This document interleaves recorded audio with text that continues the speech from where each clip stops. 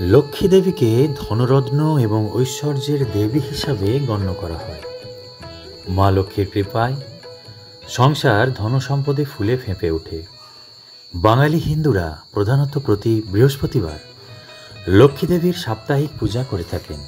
তবে লক্ষ্মী দেবীর ছবি বাড়িতে বা ঠাকুরের আসনে যেখানেই থাকুক না কেন, তা কেনার সময়ে অবশ্যই কিছু বিশেষ সংকেত দেখে তা কিনতে হয়।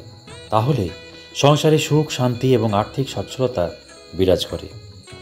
লক্ষ্মী দেবীর যেমন মূর্তি পূজা প্রচলিত আছে, তেমনি অনেকের বাড়িতে ঠাকুরের আসনে মা লক্ষ্মীর ছবি রেখেও পূজা করে।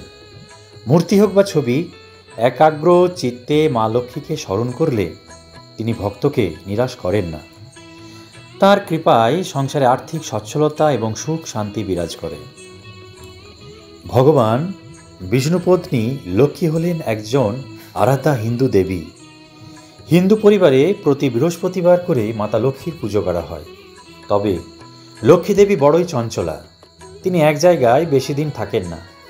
তাই অনেক সময় লক্ষ্মী গণেশ একসঙ্গে পূজা করলে সুখ শান্তি ধনরত্নের সঙ্গে শুভ বুদ্ধিরও উদয় হয়। সকল দেবদেবীর মতো মা লক্ষ্মীরও বাহন আছে। মা লক্ষ্মীর বাহন হলো পেঁচা। এই বাহন পেঁচা সহযোগে মাতা লক্ষ্মী সব ঘরে ঘরে পূজিত হন।